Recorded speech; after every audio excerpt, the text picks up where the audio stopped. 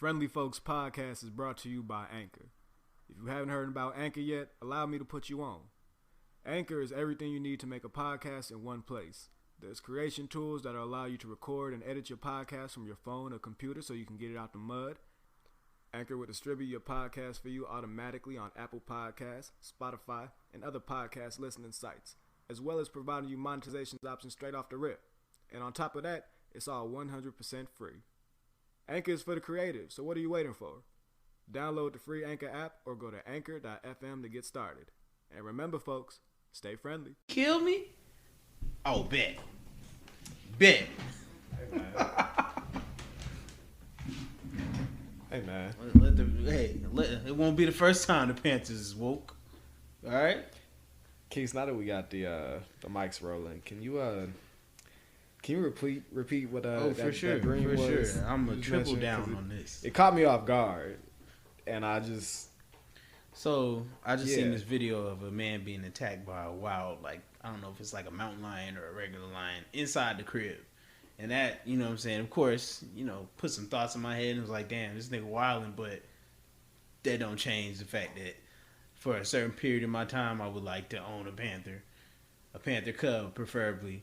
But, like, you know what I'm saying, I'm going to abide by the rules of logic. Mm-hmm. This nigga won't be in my house. Right, the logic of a panther cub. Right. Mm-hmm. You know, just as far as, like, being humane with these niggas. Like, yeah, right, I'm following. PETA logic, you feel me? Right, so, PETA logic. So, you know what I'm saying, I'm not going to put this nigga up in my crib. I'm going to, you know what I'm saying, find somewhere near their natural habitat. Maybe he's hurt or something like that. And I'm going to sponsor this nigga for, like, 1 month.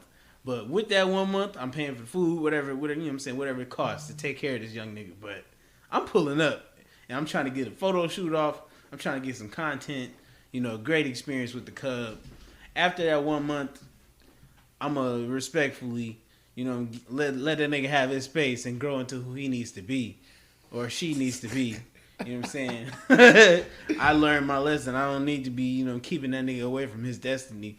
Trying to be at my crib, you know what I'm saying? Nigga needs space, and I don't have that type of space. So you gonna keep that nigga away from his goals for some photo ops and fun on some Timon and Pumbaa shit? I might not even keep him away from his goal. I'm gonna be a part of his goals. Maybe I'll catch him on the recovery, and for that 1 month of recovery, I'm there. So shit hit the fan. He gonna remember. Damn, when I was fucked up, who was with me? That nigga right there. Who am I finna eat? Not him. That is how that is. You feel me? That is panther logic. So now I can pull up anytime I want to wherever this nigga staying and just let the other people know, hey, if shit hit the fan, that's your ass. That's your ass, and that's your ass. You lucky I can't control this nigga. I might just even start saying that and see if people will pay me for protection. I'm like, hey, if he get loose, I'm the only one who can calm him down. Gee, you selling panther protection? Yeah, you like got a panther protection. I'm gonna have to do that nigga like the Hulk and just calm him down with a hand type shit. Or at least that's what I'm gonna let them think I can do. This man talking about he got his own PPP, Panther Protection Program, nigga. On me. That shit crazy. I you know what I'm saying, how I'm gonna advertise it is, you know what I'm saying, you don't want to be a part of this free breakfast program. That's a Panther joke. For those who don't know. Educate yourself. Right. Make it funny. Yeah. If you don't get it, it's because you don't get it. Nigga. But I'm really glad you mentioned the fact that you was tripling down, because ladies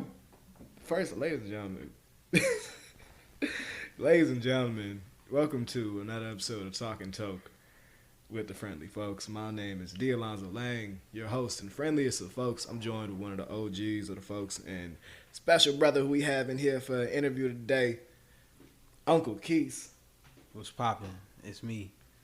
You know what I'm saying? One of the GOATs. You feel me? The OGs to this Friendly Folks shit. And I needed him to really just start from square one with this whole Panther thing, because y'all got a lot more context and a lot more explanation than I did when he first just brought it up. You know what I mean? Like, you feel me? Like, it started off, I didn't know about the fucking mountain lion video.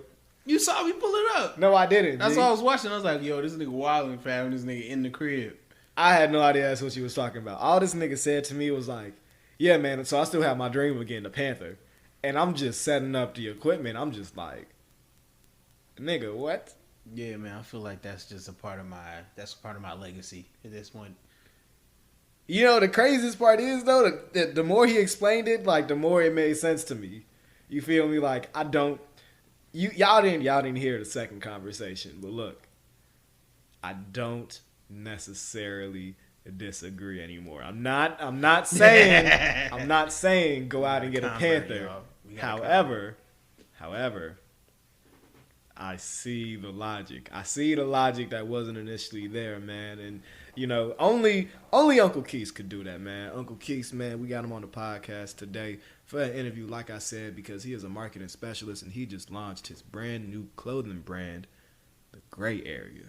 Yes, sir. Yes, sir. We can expect a lot of quality, man. It was an amazing launch, you know what I mean? His social media campaign has been hilarious. He's been really taking advantage of, you know, meme culture and really going crazy with the art. And on top of that, the launch was associated with a good cause. You feel me? So had to bring him in here today, you know, wanted to get a chance to ask a little bit about him, you know, give y'all, the people, a chance to get some background on Uncle Quis, the man, the visionary. You feel me? Just like we do for everybody here on Talking Toke. And if you know any other artists, producers, creators, businessmen, women, let us know. Send them our way. You feel me? Because we would love to get them on the show and, you know, get their insight, get their background, you know, understand their creative process, how they do what they do, and how they master their craft. With that being said, you know, we have a lot to talk about, man. Me and Uncle Quis, I'd say out of all the friendly folks, there is no doubting. Me and Uncle Quis, we have the most history. I've known this man the longest since my college career began and ended at DePaul. You know what I mean? So we came into this together. We didn't graduate at the same time, but we graduated together. You know what I mean? Mm-hmm. Proud to both be alums, and it's just real crazy the journey that we went through, man. But before DePaul, man, you gotta understand, Quis has always been a crispy motherfucker, man. So a little sleazy too sometimes. A little sleazy. I didn't want to say it, but I'm glad. I'm glad somebody did. You know what I'm saying? Tell us, man. I'm just putting that in the air because who knows what's to come later with that. Who knows? Hey, Easter egg. Matter of fact, why don't you give us a little background about, you know, the man, the myth, and the legend, man? Tell us about Marquise Morgan, man. Give us your background. You know, because you not from from Chicago. Yeah. But even the place you was raised, you wasn't born there either. You know. Yeah, that's always been a tough question for me when people say where you from, because like there's a lot of answers for that. I was raised in a lot of areas. Born in Carbondale, Illinois. Parents had me. Southern Illinois. If you would go to SIU, shout out to y'all. Go to Salukis. Got family out there, so I was born out there. Moved to Chicago with my dad for some time, but after the period of time, my mom, she moved to Michigan, and so I followed with her, and we just bounced back and forth. I spent my summers in Chicago. School year I did in Michigan, Ypsilanti, Michigan. Shout out to Belleville. Shout out that, you know what I'm saying, that whole southeastern area. Gave it up for me real nice. Met a lot of people, made a lot of connections, a lot of lasting friendships out there. Good people, good folks. But yeah, I always kept my roots connected to Chicago. And that's why in my decision for, you know, when I was picking my college, I always knew that I was going to make it back eventually. So DePaul gave up the bag, and they, you know, gave me enough resources. So I pulled up. We made it happen, and still here to this day. Yeah, man. Damn, bro, that's quite a journey you've been on, bro. Mm-hmm. Sounds like you definitely had to deal with a lot of transitions in your life. You know, as far as like moving from place to place. How were those experiences? You know? It's provided a lot of benefits to me because I was never able to get stuck into one city. You know, people have like these hometown ideas and hometown like futures that they see for themselves and staying in that same city or finding a job and being stuck there. I could never see that because I was exposed to that type of movement from an early age. Like I was getting dropped off when I was a baby. Like we would meet in Indiana somewhere and then pass me off like a drug trade. And then, wait, dude, they had a child cartel? Yeah, my mom and granddad, and whoever was up for the drive would take me, and we meet my dad halfway and pass me off, and then I'd be spending the time with the other side. So, that worked. Via. How often was this back and forth? So I always did holidays, always did summertime, and then everything else was kind of just random. Like, my mom is from Chicago as well, so whenever she decided to go back, I was going back as well. So, I was frequently in the city. My grandmother is from Bronzeville, and so there's roots here, like especially in the community that I stay in now. So it's like a full circle moment for me. But yeah, again, like it started off, I was getting dropped off on side of the, well, not the side of the road, but we'd meet. we'd meet on the exit, and they would pass me off. Then I grew a little older. They started sending me on the planes back and forth. That got a little crazy because, my dad couldn't make it on time, so I was always stuck at the airport a little late. My mom wasn't going for that. So then we moved to the Amtrak. I'm taking a train. So, like, transportation, like, I'm used to all of that. So I'm used to traveling, used to seeing, like, different types of the city. I picked up a lot of parts of the culture from each city I was really in, and kind of, learned a lot about people just from, the differences I noticed in that and the similarities. Yeah. I bet. You got a favorite form of travel? These days I prefer to fly.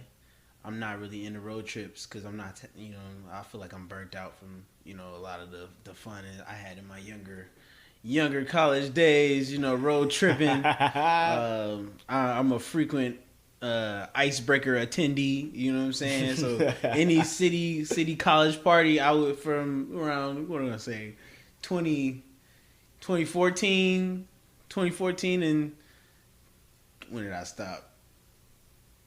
Probably like 2019. Pre-pandemic. Yeah. So I was exposed to college early, if that doesn't make sense to a lot of people. I only did 2 years of traditional high school, and then I transferred out into Eastern Michigan University. They had an early college program, so I was attending the university, attending all the events. That meant I got to, attend a lot of the parties, made a lot of connections with a lot of the people. So I was exposed to a lot of, like, the fun part of college early, and so that made later on in my college career a little less energetic for those types of things because I kind of felt burnt out about it. But, same way I feel about road trips. It's kind of attached to it just because I did it so much. But shout out to the people who take the road. If we meeting somewhere, I'll catch y'all in the air. Y'all can meet me. For sure. Baggage claim, baby.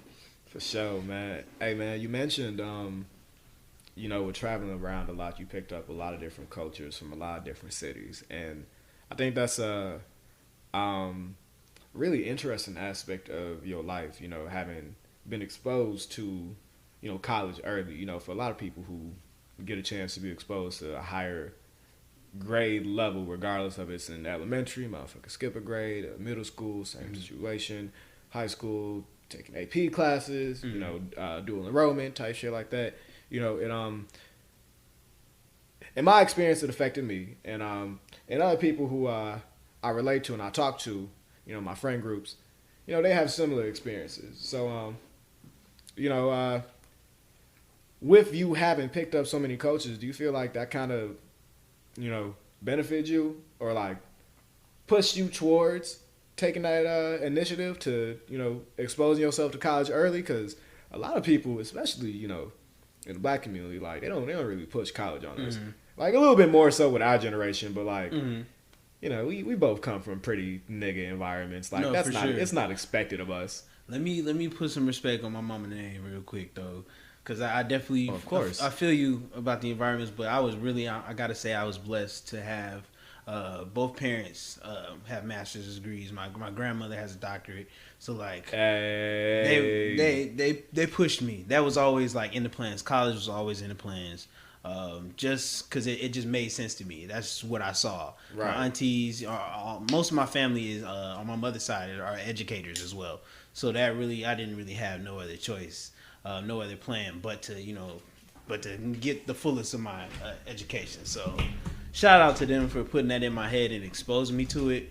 That led me to, just everything from after school programs at a young age to like summer camps, and I was doing like math camps at University of Michigan. My mom had me really plugged and tapped into like all of the resources that I could have like as a child, and that really like opened me up to a lot of things intellectually, and then just socially too.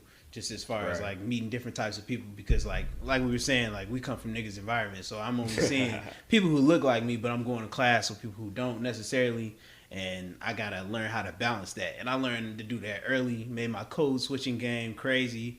So you know what I'm saying, I do what I gotta do because I was given the tools. So shout out to my parents for that one. Hey man, the code switches never failed. Well, that's not true, but you know what I mean. But no, that's definitely a blessing, and I think it's valuable that you know, as a young nigga, you know, in his 20s, like me, our generation, I feel like right now it's especially important to acknowledge our motivators for getting through college, especially, you know, motherfuckers graduated during a pandemic. And then all the shit that niggas went through, you know, through college and shit, and especially just how difficult it is for the modern college student. So, you know, I think that's really valuable. You know, that you can honor your mother like that, and well, not even just your mother, your parents, your lineage. Matter of fact, that's great, bro. Like that's super dope. Yeah, I definitely look forward to passing it on. Just as far as showing college being like an actual opportunity from the jump. It's never like I don't want my child to ever feel like college is too far for them or too much for them. I want it to always be an opportunity. Now they don't have to take it because the way things are going now, you can find information so much faster in so many ways and a lot cheaper. So I'm definitely for that. But as far as the certifications and things that go along with that, we'll get there when we get there. But as far as like getting the information, I want that to always be a standard in my household because we want to know as much as we can. Now, you don't have to follow all the rules, but you got to know them. You know what I'm saying? Because if you know the rules well enough, now you can talk back to them. You can respond to them if you don't agree with them. You can, you know what I'm saying, break down why the things don't work. And that's a lot of the things I did in my childhood. Got me a little trouble, but you know what I'm saying? Mindset of a rebel. Critical thinkers. You know what I'm saying? That's what we raise here. You know, if I distinctly remember one experience when I was in kindergarten. The principal had to call all my parents to the school. I had my father come all the way from Chicago because my mom was a part of him coming because she didn't feel like she can get the message across, so she needed my dad to come in and say it as well. But I had a problem with some of the rules that the principal was using at the school, and I questioned them about it, and they couldn't give me a straight answer about why I couldn't do the things I wanted to do, and so we were at an impasse there. So they called in for some leverage, called my parents in. I thought that was a weak move. You were saying you can't talk, we can't communicate and collaborate and work this out. For real, that wasn't a good building moment. Yeah. I didn't take that as an L. That wasn't an L for me though. It was character. Yeah. If anything, that was a dub for me because y'all got challenged by a child, and y'all didn't know what to say, didn't know how to respond. Honestly, kids are a lot smarter than a lot of people give them credit for. So yeah, that's funny as fuck. How'd your dad feel coming all the way from Chicago? Like who's? I felt like he was one annoyed, but I felt like he was a little proud too. I sensed that because he wasn't as hard as my mom wanted him to be on me, so I could tell he was like, "You get it." I got. He didn't say that directly, of course, but somewhere down the line, I feel like he was a little proud of the fact that I was a critical thinker at such a young age. Oh, cool. My follow-up question was, did you get your ass whooped for it? But it sounds like. You question authority, you got to deal with the repercussions of that. Sometimes it's worth it though. You know what I'm saying? I'm for it sometimes. Yeah, I was hoping for a happy ending, but that'll be attitude. This is happy as we can be, folks. That's what's up. But hey, story like that, talking about crowning achievements like that in academia, especially black excellence, I just feel like that just deserves for the blunt to be sparked. And while we get into this, Quis, man, let's get into college days and how they swiftly pass. Let's go with Eastern Michigan to DePaul. Let's tell us about that, and then once we get into DePaul, you know, yeah, all right, you know what happens next. Bet. So I definitely want to give it up for Eastern Michigan. That was such an experience for me. A lot of culture at that school. I saw so many people from different walks of life, like different ethnicities and everything there, and it wasn't like you just saw them. They were prominent there, and like everybody had their own type of, you know what I'm saying, culture. As far as like the Greek life there, it was bussin'. Like they had almost every org on the yard. So it was really like cool to see that type of leadership and just black people doing the type of things they were doing. It exposed me to it at a younger age. Of course, like I'm around high school age, so I'm seeing these things and it's not normal to me because, you know what I'm saying, I only seen like Stomp the Yard and whatever, Drumline, all the college movies, and I'm just expecting like, damn, I just want to be in the dorm. Like one of my lifelong dreams I wanted to have. You know what I'm saying? I want to go to the crib, be studying for a midterm with a textbook on somebody's ass. Like that's what I wanted to look forward to. That was what college was supposed to be. But Eastern definitely looked out as far as providing me resources, information. While I was there, I got the job as a supplemental instructor for the African American Literature program at the university. So dope. I was not even college age, but teaching college students on the side. Like I would attend the class. I took the class, did so well at it. That's how I got the offer from Dr. Neff. Shout out Dr. Neff. She's amazing. One of the best professors I've ever had in my life. Shout out Dr. Neff. Shout out to her. Hey, if you listening to this podcast, you at Eastern Michigan, go tell Dr. Neff you're amazing. For real. She's a part of the McNair Scholars. No, I'm about to get into it for real. She's the head of the McNair Scholars program. So she's putting people of color and people of, you know, minorities through college, through graduate school for little to nothing. As long as you work hard, as long as you earn it, the opportunity's there for you. So, hey, if you just happen to be listening at Eastern Michigan University, or you're attending any school with the McNair Scholars program, do your shit. All right. It's no reason you should be paying out. College is a scam. Scam back. Absolutely. I'm glad you said that because I'm going to ask you a little bit more about your feelings on academia later. But yeah, shout out to Dr. Neff. If you see her, tell her Marquis said thank you and that she's friendly folks approved. For sure. She might understand the Marquis part. She might understand the folks part, but she will in due time, nigga. For real. She will. Yeah. Continue with the story. Past that. That was a part of my waking up.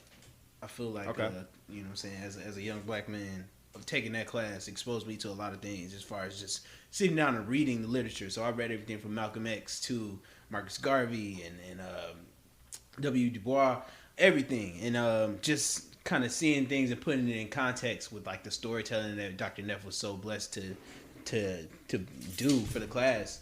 It really just made me interested. And then once I was interested, I learned a lot about the good, but I also learned about the bad, and that pissed me off. But pissed me off for greatness. So, you know what I'm saying, I was somewhat radicalized for that first, you know, semester, I say. And then I kind of, you know what I'm saying, took it back down a bit. But I'm still with the shits. Did a lot there at Eastern Michigan. And then once my time came for me to either choose to enroll fully because the program ended, so enroll fully at Eastern Michigan or transfer out, I chose to take it back to Chicago, and that's how I ended up at DePaul. And orientation. Before we went out, we had orientation busting. That's crazy. We did. All I know, look, check this out. And if you disagree, I'm gonna tell you right now, you're fucking wrong. Okay? Look, Quis and I put DePaul on our motherfucking backs on a run like no other dynamic duo has ever done it before. Talk to these niggas. To the point where we had alumni and young niggas upset about it. That we had the audacity to claim that the facts are truly facts. But you know what? Goddamn it, somebody has to do it. You know what I'm saying? And it all started at orientation, man. Motherfucking orientation. Yeah, man. We had a little space tournament we had going on. We had the music vibes. Good energy. Let me just say that. Let's say. Yo, so check it out. This is the part of the story where, I got to know Quis. Right? Now, I started the black group chat for DePaul, our freshman class that year, off of GroupMe. Right? That's how motherfuckers first ran in Quis. In the chat, motherfuckers was organizing when their orientations would be. Quis and I just so happened to have the same one, right? But I was just, there for whatever. I'm there for all the bullshit. You feel me? So, day orientation comes. You know what I mean? They have all of us linking up in the array or whatever, running the Quis. I'm like, yo, you Quis? Like, yeah, man, what's up? What's up, man? Nice to meet you. It was history from there, man. Yeah, like, man. we was some straight menaces. Like, I don't want to go too far into that because I'm a changed man now. I feel like that's the point. I'm not a changed man. I just grew up. I feel like, man, I feel like that's the point, man. We got to talk about facts. how motherfuckers Get grew. my shit off. You feel me? Because real shit, like, we was young, ignorant little niggas. Like, we was college students at the world of our fingertips. Like, we came in with a bet. Like, yo, who gonna pull something tonight? Who pulling some Snapchats? Who pulling numbers? Who about that action? And we was lit, nigga. You know what I mean? So we always been like mad sociable. You feel me? Like once the bet was made, we was like, I bet. So we just had everything busting from there on. Like we had everybody laughing. We had every group rocking. Every activity busting. Like gas and rotation. Oh my goodness, man! Just a crazy ass orientation. Yeah, man. And it got so lit.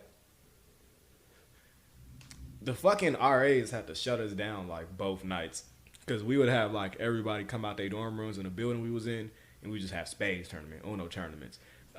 This one dude brought in a fucking Harman Kardon speaker. If you an audiophile, if you fuck with speakers like I do, that real quality shit, them Harman Kardons be hitting, nigga. Them bitches be hitting like a cannon, G. He had the bass booming, G.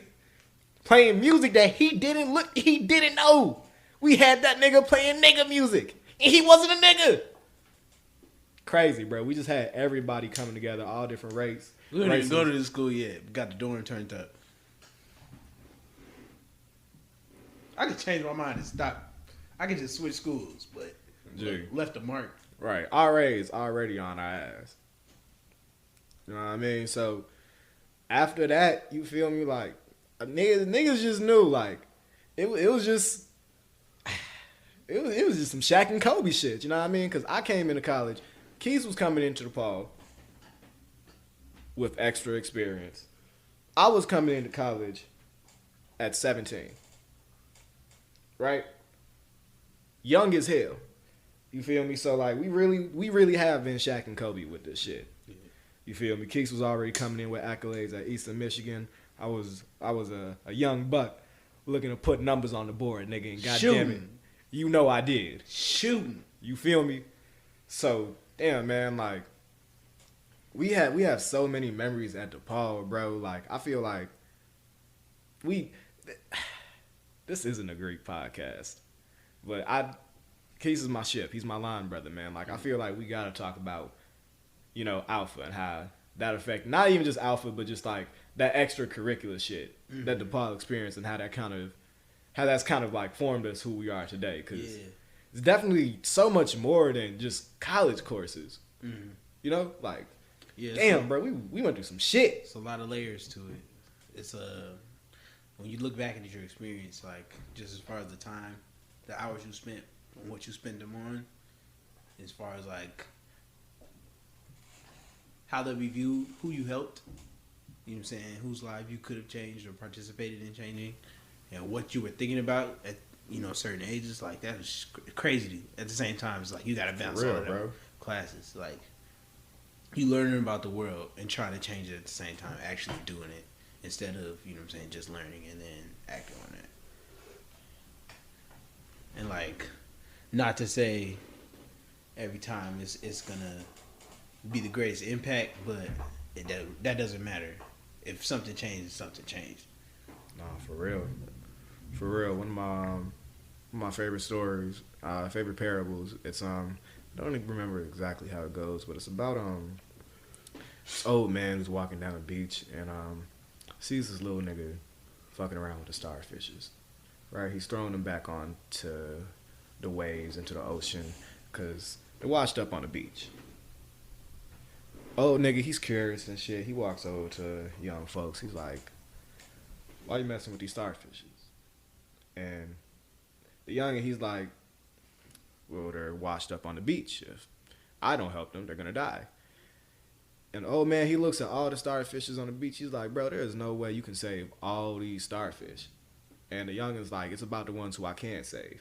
And he picks another one up, throws it in the water, and goes about his business. The old nigga, he takes some time out of his day to do the same.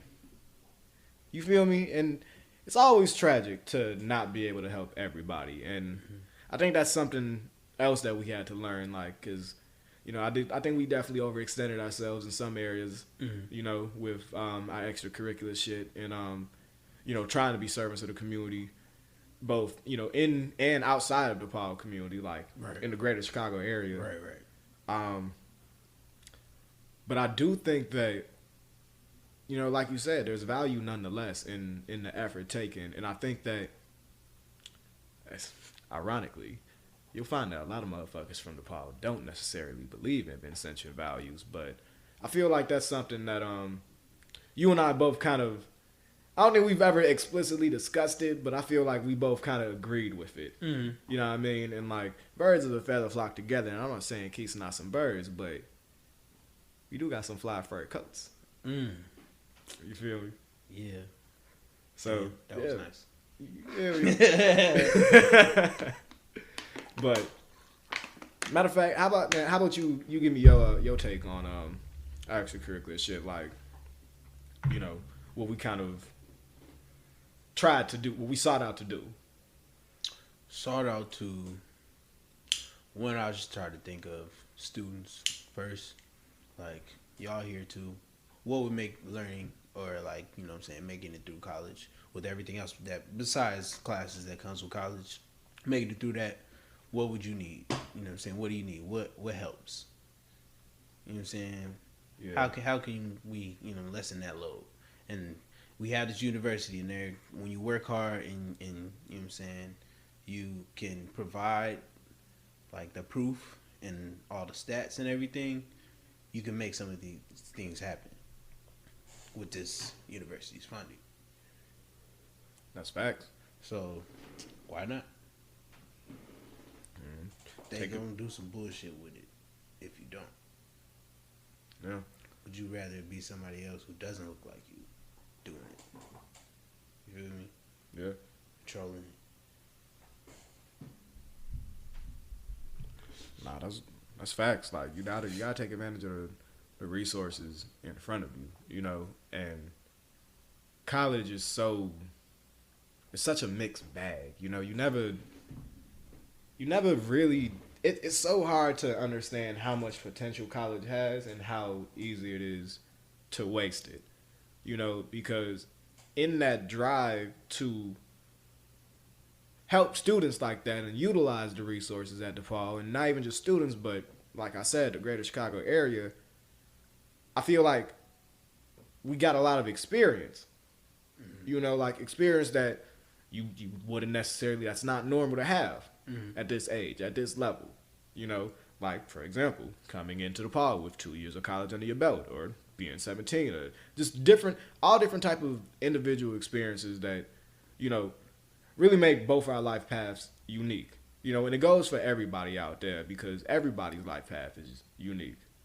You feel me? And like the different advantages and disadvantages we have, you feel me? So what do you feel like the advantages and disadvantages of the experience you've garnered through Eastern Michigan to DePaul, you know, both academically and extracurricularly? even with the lit shit included, because you mentioned like burnout, and you know, a lot of people don't like to mention burnout. It's not a popular thing to acknowledge, you know. Right. Let me start with the low so we can end on a high.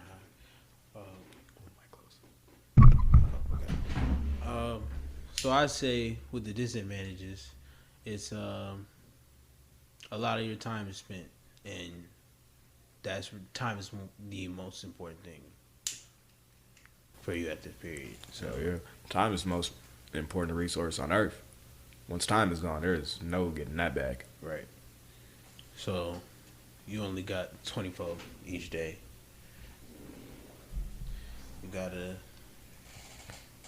make some shape. So you end up balancing your classwork and attending, meetings when you can't make study, appointments that the class provides. So you have to create your own opportunities to get university resources at us, study tables, stuff like that.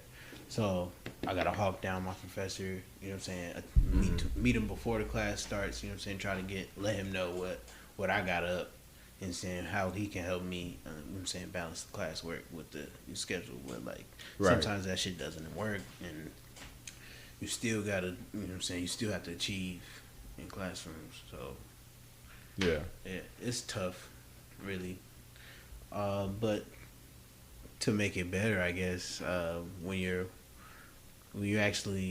finish, you get done with that, and you can look back. It helps to know what else you have that story to go along with it. Helps to apply with jobs that makes interviews Interviews are so easy now. I got hella stories, so I can really go wherever. You can just be genuine. Yeah, facts. Prep is so easy. So that's one of the pros. That's what I'm trying to say. But yeah, burnout is definitely tough. It's tough, bro. Cause what else can you do? Right. You can't get that time back. You can't get that rest and recuperation time back. Yeah. And it's crazy because, I feel like so much of the culture today is idolize this idea of, never sleeping. And I agree, you have to put in extra work for your goals. There are going to be some sleepless nights, but rest has to be planned too. Because, time to rest is time that's valuable time. The time that we spend asleep, that's the time that our bodies are rebuilding, our brains are rebuilding. So we gotta take care of ourselves. So that's real shit. You feel me? Because once you burn out, you end up losing more time because you lose a lot more momentum as opposed to if you just rested for a week. Mm-hmm. You know what I mean? Or a day. You feel me? Even that hour out your day just to chill. Just take that hour. So yeah, bro, I definitely agree with you, on the pros and cons, and it really is crazy how the negative experiences help to build, how we can build upon those, and like you said, prep is easy because you already have the tools naturally in your skill set. It's like acquiring a new trade, damn near. You feel me? For the nerds out there, it's like playing Pokemon and getting a new badge. You feel me? You done proven yourself. You feel me? For the sports heads, it's like getting a fucking ring, nigga. It's like getting a finals MVP. It's like getting a 6-man. It's like, you know what I mean? It's like getting those accolades.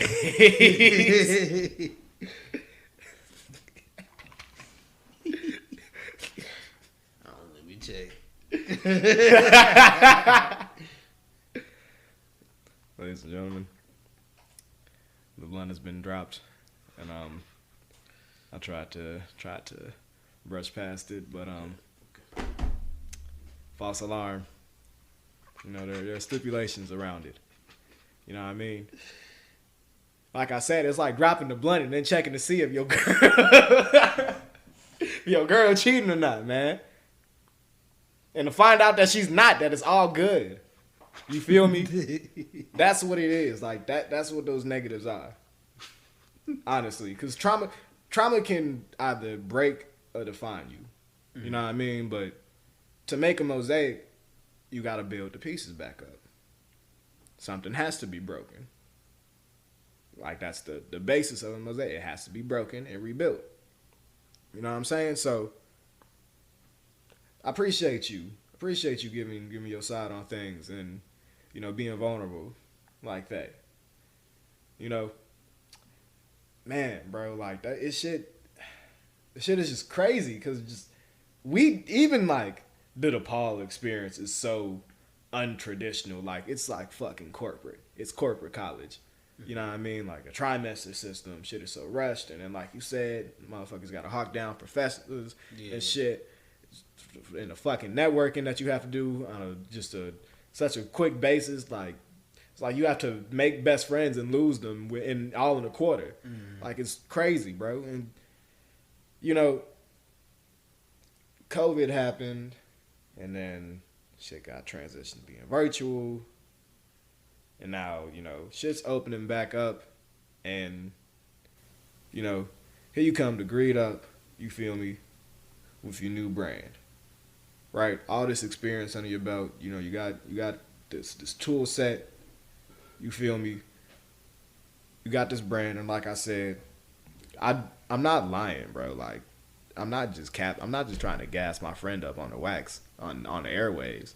This nigga is a marketing genius. Like, I've seen him work. You feel me? Like, he's cold at what he does. You know what I'm saying? Even if you haven't seen The Gray Area, could you give me your exact act real quick? Oh, yeah. So, TGAclothingco.com. You know what I'm saying? You can catch us on Instagram at grayarea.clothing. Twitter, we're at shop Gray Area. But yeah. It's you feel me? Like just you hear the branding on that. Check me out. It's you know what I mean? Everything's gray. You feel you marketing geniuses. I know you hear the SEO marketing in the shit in the Twitter name, nigga. Like, come on, bro. Like, let's be real here. Like, there's a lot of intentionality, and you know me, you know D'Alonzo Lang. I love intentionality and brands. You know, so really, man, like. I'm just giving you the floor again. I'm gonna roll another blunt for the occasion, man. Like, tell us about the Gray Area, man. Tell us about the project. Like, just give us the whole spiel, bro. I'm gonna just, you know what I'm saying, give the quick summary, you know what I'm saying, backstory to it. Yeah, man. So, I always was into, you know what I'm saying, clothes, streetwear, fashion. I did this internship back when I was in Michigan at this clothing boutique called Motivation. And so I worked there, and we were just I was checking out their new pieces and, you know, contacting other stores, you know, talking about swapping, getting products in and out. So making those relationships, understanding how that shit works as far as building, like, a community around where you at. And so they were really involved in the University of Michigan Ann Arbor culture, like downtown Wolverines. So like that shit goes every time you get to sports, goes crazy. A lot of athletes make it to the pros, make that connection. So it's cool. I always I thought that was raw. So later down the line, 1 second, I have to cut this. Hey man, nah man, hey. Remember when I said get your rest? Take a water break. Especially if you smoking, man. We smoking good gas. We smoking on that ice cream cake. You know what I mean? Shout out to, you know what I mean? Be careful about what I say. But yeah, I wanted to make stuff. I wanted to make clothes. I didn't know what I wanted to do it for. I thought it would come with outfit. I thought I was gonna make like Greek shirts and shit, but I didn't want to do that. I chose and I thought I was like, okay, like what else can I do?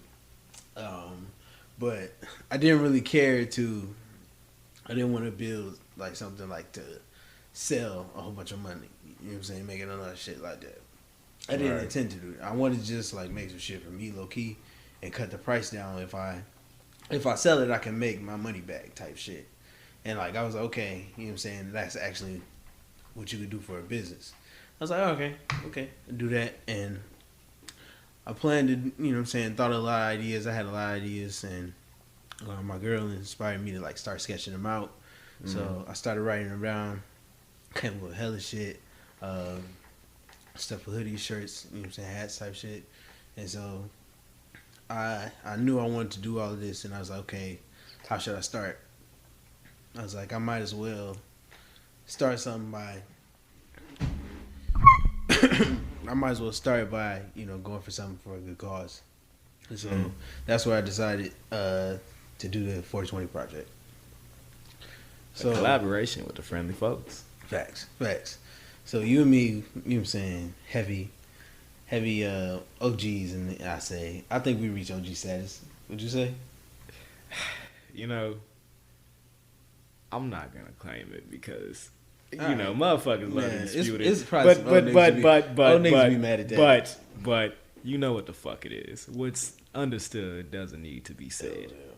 So yeah, so like this is always a part of the culture. You know what I'm saying? We participate in the jokes and everything. So to have, you think about it, like what's happening in the world right now as far as like weed being legal and being recreational, and the money, $1 billion industry. Last year, I want to say Illinois made like 175 mil in revenue and taxes from cannabis sales. Big ass bankrolls. And New York made a bill, and I'm like, this is whoa, a bill? A bill. I didn't know that. Yes, sir. A bill, nigga. Taxes, weed sales. Not a Buffalo Bill, a billion. Yes, nigga. Shit. So that was, that's crazy to see, right? And you think of like, damn, like they really had niggas fucked up though, like, this whole time though, just about the end while this is happening, right? So niggas still in jail, right? Facts. Hey, Derek Chauvin, 22 and a half years. Oh yeah, there's some niggas in jail who are doing life. Ain't that some shit? Keep his ass there. Niggas in jail doing life over some weed. It's crazy. Derek Chauvin killing niggas. 22 and a half years. It's crazy. Yeah, man. So this project and this collaboration was definitely needed, you know, and gotta really acknowledge that the consciousness that goes behind acknowledging this issue, because motherfuckers definitely was just smoking weed to have fun at first. Before, you know, I started looking more into medicinal marijuana and, you know, more the history behind it after I got hit by a car. I was struck by a police officer on my bike. You know, crazy shit. Damn. Yeah. Should this be the bike story? Nah, we gotta save the bike story for them. We'll say that. Hey, look. That's a whole. But that is a real part of my history. I was hit on my bike by a police officer who ran a stop sign, and it fucked up my back. You know, I still see a chiropractor. Also gave me a concussion. You know, I still deal with post-concussive syndrome. My sleep schedule has been fucked up ever since. I already had a fucked up sleep schedule, but now, like, I really hate I really can't stand waking up in the mornings. Like, I get migraines from the shit. So, you know, but yeah, you know, that's what spurred me into, like, looking into the medicinal effects, because, you know, you got post-concussive syndrome, you're eligible for your medicinal marijuana card in Illinois. Just make sure you know that, folks. So, you know, that had me doing research and shit. And like I said, looking into the culture. You know, like I said, getting into it, starting off just this shit being recreational. Right. You know what I mean? Like us just being some young teenagers smoking and shit. Just some stupid college students. It came from the experience. You know, it came from wanting to do all that shit in college and getting that experience working in communities outside of DePaul, outside of the communities that we're assigned to, in the communities that need it. Like I feel like it kind of just makes you it develops a desire to search like for those populations to help. And like we smoke weed. Like how the fuck can we smoke weed peacefully, knowing that it's niggas in jail who can't? Right. You know what I mean? It's niggas in jail who are being offered synthetic weed, fucking their head up and shit. Niggas can't fucking smoke. That shit is crazy, Jay. Right. So, you were the motor with this, with this being like the launch of your brand as well. So, yeah. And like shout out to, so we definitely, when we found New Leaf, so New Leaf, Illinois, it's a state funded initiative made up about maybe 9 or there's probably more of like these nonprofit orgs, collaborators and sponsors. And so I found them, and they're basically that's how you can get your cannabis charges cleared. This is for Illinois. I'm not sure if there's like if this goes on in other states. Probably we have to find more research, but look it up. New Leaf. Hey, New Leaf. Look it up, dude. It's just valuable to have this network of organizations. Yeah, newleafillinois.org. They literally have like the application as soon as you get to the landing page. You can check them out. When I clicked on the video, I found out, talked to the people that they're like, it was black people. I'm just be candid about it. It was niggas. Love to see it, man. You know what I'm saying? Niggas in the video, niggas talking about like, you know what I'm saying, this is a big impact on black community. You know what I'm saying? A disproportionate impact. Right. So like I think it's important to not even beat around the bush with highlighting working with organizations founded by people of color. I'm not saying black people.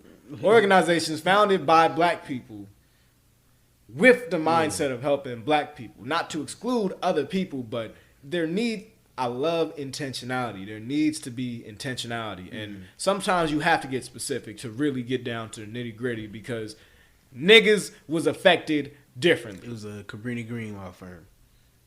Cabrini Green law firm. My dad grew up in the Cabrini Green projects. Facts. Damn. You see what I mean? Like, that's the network. And, I'm vulnerable under friendly folks. My dad dealt with drug addiction. Like, my dad's community dealt with that very heavily. So, and mass incarceration, all that shit. You feel me? So it's just like, we need this. We need this direct communication. We need this direct collaboration. We need this, just everything. This direct intentionality for black people. You know what I'm saying? So, yeah, man. Shout out to Uncle Quis for organizing this. If you want to help, you know what I'm saying, why not make a shirt? That's why I feel like, you know what I'm saying, niggas sell shirts. So that's how the idea came about. Glad you said that, man, because I was just about to ask you, man. Give us the idea behind the design and like how that represents, the goal of the project. So the idea was the shirt first. I was like, okay, I'm gonna get one of these ideas off that I had, just as far as like a smoke or, you know what I'm saying, a blunt idea for a design that I drew. I was like, I might as well, you know what I'm saying, try to do something about it. So when I made up, I got everything ready, made the shirts, I got the design, shout out my boy Randall, hooked me up, and then we put everything together. I got the smoke cloud on the back. You have like a hand holding the blunt, simple idea in the front. It says 420 Project, a little puff print, you know what I'm saying? All the proceeds for the shirts going straight to New Leaf, Illinois. And so that goes to clear, you know what I'm saying, help clear cannabis charges for everybody in Illinois. If you have any cannabis charges on your record, it's usually they don't. The important part is like talking about it. If nobody buys a shirt, that's cool. Just spread the information of where you can get your charges cleared. We're trying to like make sure this information is known because I'm not gonna lie, like it's not in the spaces it needs to be. You know what I'm saying? I had to search to find this, and I'm not gonna like blame them for it. It's our community. We got to talk about these things. So why not help them directly? I spread some information. Yeah, and let's be real. Our community isn't necessarily equipped with the tools or the expertise to create that widespread awareness. This is our new generation that is really demonstrating this newfound ability. So let's not even there. If we was to point fingers, it'd be like having our hand out like a high five, because there are so many parties to blame and so many different directions we could point that there's no way you could just point straight with one finger. Like, you gotta use all five of them motherfuckers. Right. You know what I'm saying? But yeah, man, design is cool. It's a raw ass shirt. For real. Thanks, man. That motherfucking nice quality. It's soft. That shit cool as fuck. It's black. It goes with everything. Goes with everything, man. You know what I'm saying? Black owned business, supporting the black community. Same time, for sure, get a fit off. You could say that. We also have the Stoner Pack, you know what I'm saying? The Gray Runs Pack is what it's branded as. We have, like, you know what I'm saying, the custom TGA lighter. It comes with the t-shirt, of course. And also get a pack of papers, too. You know what I'm saying? If you're smoking blunts, that's cool. But you're saying, keep in mind, you know what I'm saying, what it does to the body. And you're saying, I feel like you should always, everybody should eventually grow to just papers. Hey, man. I don't appreciate how you nodded at me. Hey, because you currently rolling blood, so I didn't want you to get on that with me. I kind of, I wasn't, but it was the nods, bro. It was, you know what I mean? Like, you ever heard the Sullivan nod? The what? The Sullivan nod. Nah. It's this thing in psychology. Motherfuckers did a test on it. A lot of people in like sales do it. Basically, the idea is that if you nod at a person while giving them like a yes or no, they're more likely to lean towards, what the nod is representative of. You know what I mean? Because, just the subconscious and I won't get into the semantics. We kind of made me feel guilty rolling this blunt. Hey. I'm still gonna spark this motherfucker regardless. Okay. But no, but I have been switching over to I fuck with King Palms a lot lately. Because that's what I was at the local gas station. But I also fuck with Billionaire Black Wraps. A lot of hemp wraps. There are a lot of black owned hemp companies, like a lot of black owned alternative wraps that definitely need to bring the OGs of the folks together and just have a full sampling of them bitches. You feel me? And I know you missed the 4 OGs. We gonna get them together. Don't worry. Don't worry. We just gotta keep these episodes coming soon. Yeah, man. But nah, bro. It's definitely been a journey, and I think that in having a brand launching as ambitious as this, but as altruistic, it's very I feel like, I don't know, motherfuckers might get on my ass at some point. Like, D. Alonzo Lang is always gassing his guests, but like, that's like amazing character traits. I appreciate that. Nah, you feel me? Like, covered it for you, man. Thank you. Hey, man. You real nigga. Real nigga. Like, real nigga. Hey, you feel me? Hey, tell your brothers how amazing they are, bro. Like, hold your brothers accountable and gas them when they do great.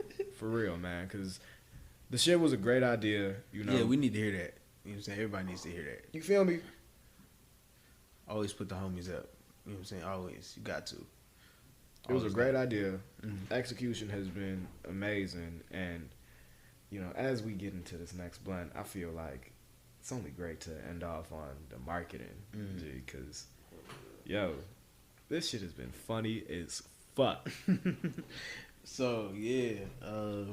Tell us about the memes, bro. Yeah. The people want to know about the memes. LOL.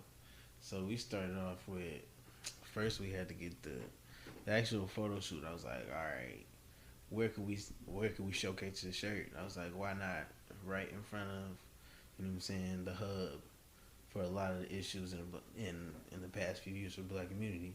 Put up the CBD headquarters. Took the photos right outside. Had the back shoot, you know what I'm saying? Lit the smoke up, you know what I'm saying? Right outside. Not gonna cap. That's not CBD, that's CPD. Right. No facts. Fresh as hell, while the feds watching. Lit up to CPD. It's not legal, nigga. It's not illegal no more. No, I'm not capping. It was straight out the pack. Did not smoke that bitch. Did not. Just a fresh backwood lit. Do we cut that? You'll find out. But nah. But yeah, it was very, very fun photo shoot.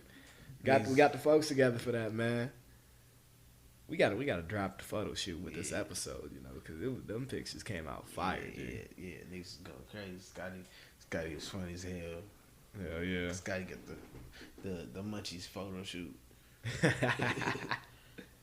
You know, I got the picture sparking up because, you know, that is what I do best. Mm-hmm. You know what I'm saying? Speaking of, you know, you mentioned Scotty. You mentioned some shit that was funny as hell. Tell us about, you covered a couple of recent NBA crime incident. You know, a certain player got jammed up. I appreciate the Gray Area's coverage. Free Russo, man. Free Caruso. Man. No, I just thought it was funny. It's, you know what I'm saying? He got out, right? Yeah. I didn't follow. I have no idea. I believe he got out. Like, I feel like they were just saying like he was arrested. Hey, free AC. Yeah. Free my nigga Caruso. They locked my nigga Caruso up in Texas for some weed, bro. Nigga had to get traded so he can come to court. Nigga had to play for the Rockets. Hey, they had KCP hooping with an ankle monitor. No bullshit. That nigga was hooping with the ankle monitor on, G. Like it's a whole ass ankle weight, G. Damn. Going crazy? Good. This case it's contagious. He was hooping though. He was running. Yeah, you know, he was running. That was a good workout. Oh shit. Not easy. Hey. I had dropped a blunt twice. Like I said, it's the times you drop the blunt and you find out it's all good. You feel me? It's okay if the blunt gets dropped every now and then. It's not. But, you know, just like, you know, we mentioned shirts. Can't forget about the mother of pearls. Hey. You feel me? If the blunt is mother of pearl certified. You did pearl this. If the blunt is mother of pearl certified, you could throw that bitch up against the wall. That bitch ain't never coming apart. You feel me? That's merged. You know what I'm saying? Hey. Okay. But, nah. That shit was funny as hell. This nigga, he photoshopped Scotty's face. Who was it? Scotty on the Caruso or Caruso on the Scotty? Some shit like that. But yeah, that shit was funny as hell. Caruso and Scotty. In Yeah. the kitchen whipping. With a blunt. Nah, for real, dude. The power of social media cannot be denied, yo. And Quis is a funny nigga, man. Quis is a funny nigga, man. So, hey, man. Get my trolling off. You feel? Hey, you want to give the people a shout out to your socials, or you keeping it on the raps?